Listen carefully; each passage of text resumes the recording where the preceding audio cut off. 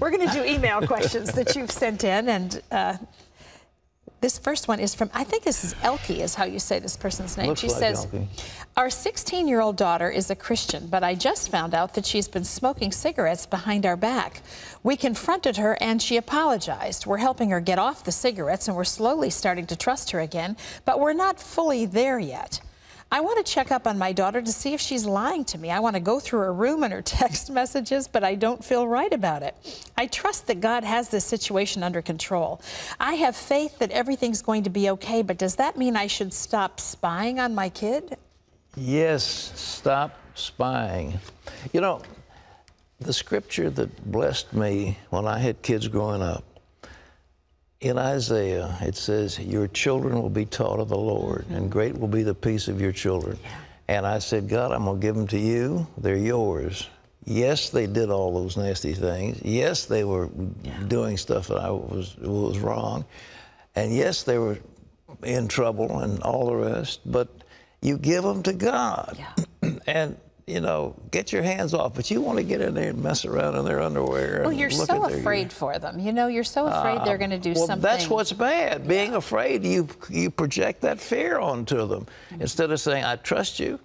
But, you know, my daughter, so funny, somebody, you know, was on the telephone. They were playing games with her, and she was, you know, helping answer the phone.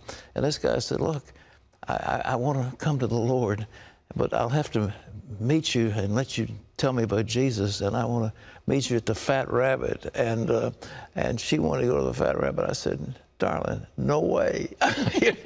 Read my lips. But yeah, I said, well, you go ask Jesus what he says to you. And so she went up to her room, and 10 or 15 minutes later, she came back down. I said, what did Jesus say to you? And he said, don't go. I said, all right, you got your answer. Mm-hmm.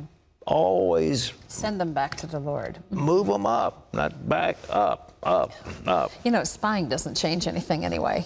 Yeah, don't do it. I mean, trust your kids and turn it over to the Lord. And of course, if they're doing drugs, different matter. They'll lie, they'll cheat, they'll steal, and you got to lay it on them and have an intervention. All right, next question. This is Emily, who says, which Bible passages do you recommend sharing with people who are afraid of another terrorist attack? What words can I say to comfort those who were injured or lost loved ones in the terrorist attacks? Oh, what is the 51st Psalm? You know, that's the one, 1,000 will fall at your side and 10,000 at your right hand, it won't come nigh you. You know, you will not be afraid of the terror by night. And you just read that and read it over and over and over and over again and see the promises of God, the I wills of God. That's what you look for. And let it be in your life and in the life of your family. All right. This is Angela, who says, I've been asking God to help my family financially for years. We always just get by. I've started a business, and I always put God first in my business. I've been waiting for blessing for that business. When I pray with you, I hear others asking for prayer for much more serious issues.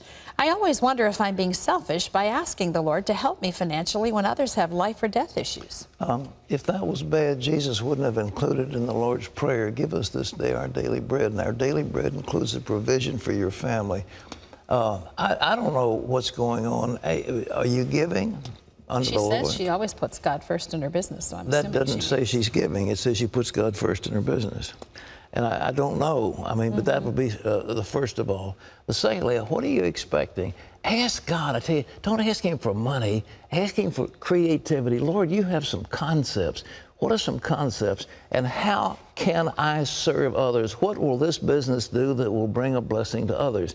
Instead of how do I make money from the business, how can that business help others? And I think that will be the way that you need to approach this. Do we have time for any more? We don't have time for any more, but we do thank you for your questions. Thanks for your questions. God bless you. And remember, trust your kids to the Lord.